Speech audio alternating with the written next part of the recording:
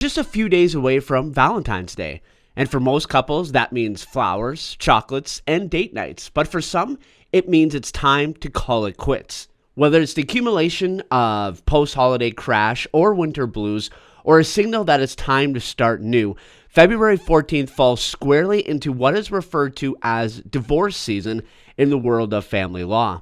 Listen to this. There is a 30% increase in consultation calls from January to March each year, and there is no sign of that trend changing. I have never talked about this subject on Live and Local, but I do know some families that are going through it right now that are having difficulties, and I thought this was the perfect time to talk about divorce and what to do if you're thinking of separating from your partner. To help us out with that this morning, Alyssa Bach joins me. She's with Shulman Partners and specializes in family law. Good morning, Alyssa, and thanks for joining us. Tell us why. Why is this the time for divorce season? Yeah, this is definitely a time of year where it can be the happiest time of year for some, where you're really building on that love, and for others, you see it really as the point that things are breaking down. And the trend that we see is that really the end of the year can be such a busy time. It's filled with holidays, our days are shorter, we don't always have the time to be engaging in difficult conversations.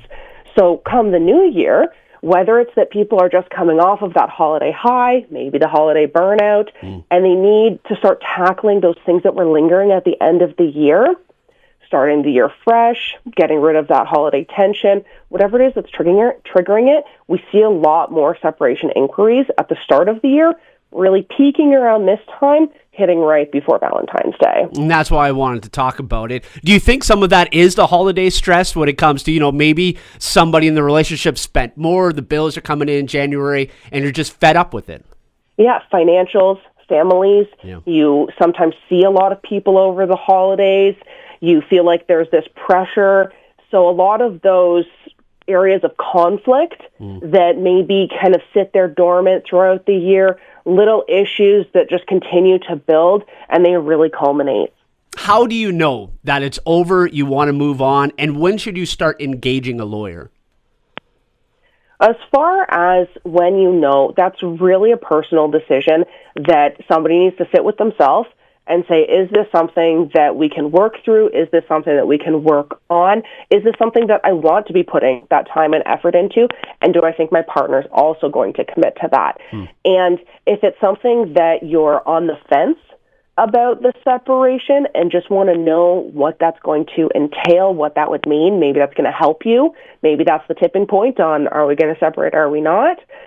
Or if you know, yeah, we're going to separate. I would say the earlier you engage a lawyer, the better. And I'm not saying engage as in you need to commit to the separation in that moment, but the lawyer is there at a consultation stage especially to help you understand what that separation is going to mean, right? What are the aspects of separation that are triggering? What are your rights? What are your obligations? What does that mean? It really can help you understand and process the separation and help you decide, am I going down this route? Or if you know you're going down that route, what does it mean? What questions should you be asking a lawyer at that first consultation? Going into the first conversation, go into it open. Give the facts of your situation and trust that your lawyer is going to direct you on what's going to be appropriate for your situation. Because some of the common things that you're going to be asking questions about are, if there are kids, how are they going to play into it? Yeah. What is decision making? What is going to go into a parenting plan? What does that mean for how things will change? Finances. What does it mean from a support perspective? What about property? Is there property? Is there not property? Is it your property? Is it their property? I think it's really that there are a lot of complexities. Nobody's expected to know everything going into it, right? That's why you're having this conversation, is to say, help me understand what this means based on my situation.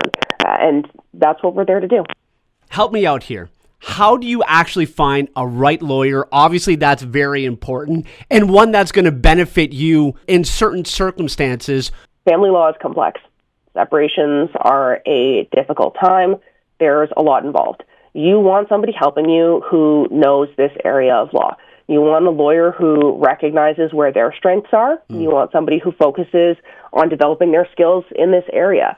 There's a common saying, jack of all trades, master of none, and you don't want that when you're dealing with the law. You want somebody who is going to know how to help you and has really mastered that area. So I always say when you're looking at who to retain, if you're dealing with a separation, you want a lawyer who deals with family law, right? You want to make sure that that is their bread and butter, that that is what they're doing. This is an area of law that is constantly evolving. It is constantly changing. There are unique complexities to everybody's situation. So really looking at it and saying, is this somebody who dabbles in the area, or is it somebody who really puts their focus there? I find that that can make a big difference. And it could really make a difference in your life depending on the outcome, right? If you have maybe a house on the line, money on the line, kids on the line as well. I mean, you could lose a lot if you have the wrong lawyer. Yeah, and making sure that that lawyer knows all the ins and outs. I think that sometimes from a surface level, people look at a separation and say, oh, it's basic. You know, we're going to talk about where the kids are going to spend time. We're going to talk about how the money's going to get divided. But there are so many other assets, so many other aspects to it that come into play. What about properties that are in one person's name, but the other person has made contributions to? What about situations where you have somebody who's been out of the workforce for a while? How does that impact support? When we're looking at kids, what if parents don't know where they're going to be living? Are they going to be living further apart? Are they going to be living close? What are the living situations going to look like? How is that going to impact things? There are so many unique aspects to every person's situation, and having somebody who can direct you on what that means, how that changes what you're asking for, what's going to be best for you, that's something that's important. I also want to talk about our health. Mental health, but also financial health as well. And are there other professionals that could help you out in this situation? Definitely. I find that when you're dealing with a separation, like I said, it's such a high conflict, high tension. It can be really taxing on a person to be going through it. Having other professionals like counselors involved can be really helpful. Somebody who can give you the tools, help you build up your coping skills, and also financial advisors.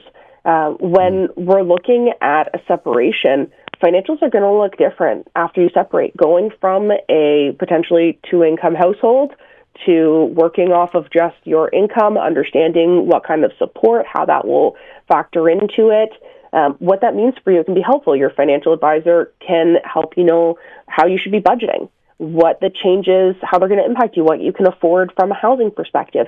It's definitely working with a network of people who can build you up during this time and give you that direction that you need. I also want to ask, if you just have a terrible relationship right now with your partner, especially if there's kids involved, but obviously you're going to have to still have this person in your life for many years to come, especially if the children are young.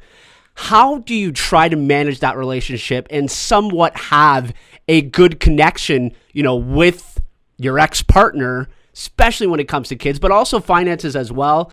When we're dealing with any kind of separation, making sure that the kids are really at the forefront and hoping that your co-parent is also putting their mind there as well, knowing that whatever the reasons for separation are, whatever your issues are with your ex that brought you to that point, you have these beautiful children that came from it, and really helping to shelter them from the conflict and making that a priority.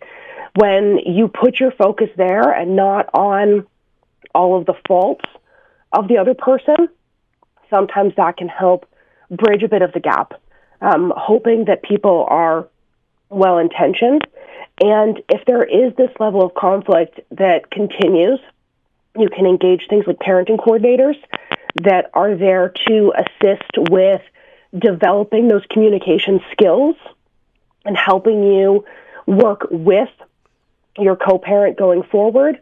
As far as during the separation, really recognizing what your rights and entitlements are. So say there aren't kids involved, looking at it and saying, okay, if legally this is where things are going to fall, those things aren't worth fighting over, right? Putting aside personal and really focusing on trying to move on and trying to get past it.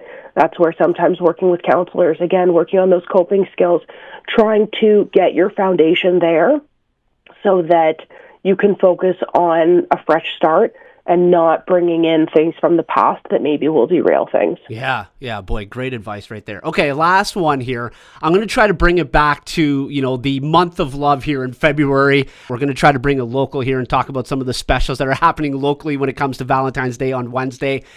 So let's end off here, hopefully on a nice note. Have you seen people come in and it seems like they want the separation, but somehow they're able to keep it together? Have you ever seen that? And is there hope that even, you think it's all done, the relationship is over, I got to move on with my life, that somehow that flame could be rekindled?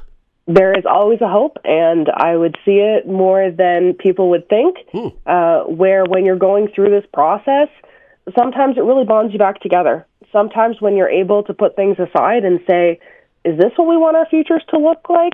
Maybe it wasn't that bad when we were together. Maybe there are things that we can work on. Maybe there are things that we can fix. And you do see people reconcile, and you do see it work out. So really it's a matter of understanding why you're separating, what that means, what a separation would look like, and maybe that's what bonds you back together and says, no, we're going to work on this.